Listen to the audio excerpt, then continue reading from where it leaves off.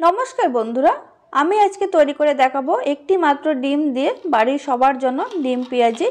খেতে অসাধারণ হয় আর একদম মুচমুচে, দোকানের চাইতে ভীষণ টেস্টি হয়। এটা আপনারা একদম কম সময়ে চটজলদি সন্ধ্যাবেলায় বা বিকালবেলায় খুব সহজেই বানিয়ে নিতে পারবেন বাড়িতে। তাহলে চলুন দেখে নিই আজকের রেসিপি। সবার প্রথমে একটা বড় বাটিতে আমি দুটো বড় সাইজের পেঁয়াজ এরকম ঝিরিঝিরি করে কেটে ঢেলে নিয়েছি। এবার পেঁয়াজের মধ্যে দিয়ে দেবো হাফ কাপ মতন ধনেপাতা কুচি, দিয়ে দিচ্ছি স্বাদ অনুযায়ী লঙ্কা কুচি। এবার এর মধ্যে দিয়ে দেবো স্বাদ অনুযায়ী নুন। এবার সমস্ত কিছু হাত দিয়ে খুব ভালো করে একটু মেখে নিচ্ছি, এতে করে পেঁয়াজটা একটু নরম হবে।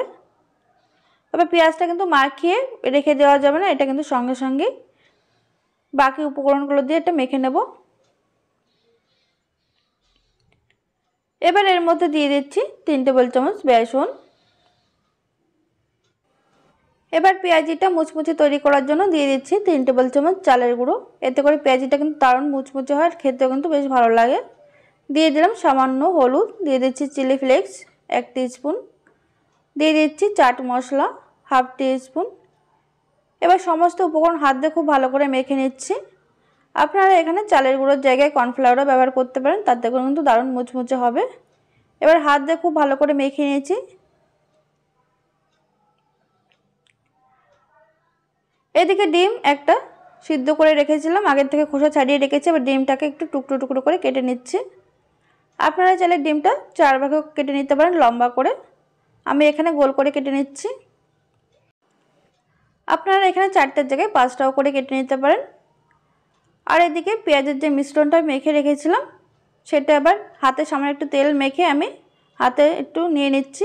এবার একদম পাতলা করে এটা করে নেব, ছড়িয়ে নিচ্ছি এইভাবে গোল শেপ দিয়ে নিয়ে মাঝখানে দিয়ে দেবো ডিমের এক অংশ। এবার চারিদিকটা ঘুরিয়ে ঘুরিয়ে একটা চপের আকার দিয়ে নিচ্ছি।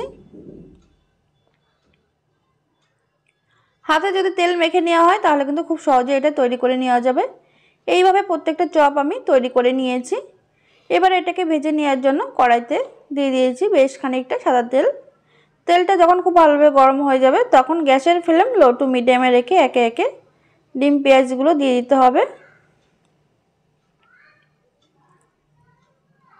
এই পেঁয়াজগুলো একটু সময় নিয়ে একটু লাল করে ভেজে নিতে হবে।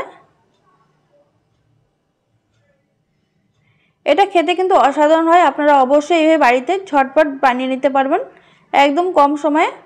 তাহলে বন্ধুরা আপনারা দেখতেই পেলেন কত সহজে তৈরি হয়ে গেল ডিম পেঁয়াজি। একটি মাত্র ডিম দিয়ে বাড়ির সকলের জন্য এইভাবে তৈরি করে খেয়ে দেখুন, আর বাড়িতে বানিয়ে আমাকে জানাতে ভুলবেন না কেমন হয়েছিল আজকের এই রেসিপি। প্রত্যেকটা ডিম পেঁয়াজি ভেজে নেওয়া হয়ে গেছে, একটা প্লেটে এবার ঢেলে নিলাম। তাহলে বন্ধুরা আজকের এই রেসিপি যদি আপনাদের ভালো লেগে থাকে তাহলে লাইক কমেন্ট শেয়ার করতে ভুলবেন না। চ্যানেলে যদি নতুন বন্ধু হয়ে থাকেন তাহলে চ্যানেলটিকে সাবস্ক্রাইব করে পাশে থাকা বেল আইকনটি অবশ্যই প্রেস করবেন। ধন্যবাদ।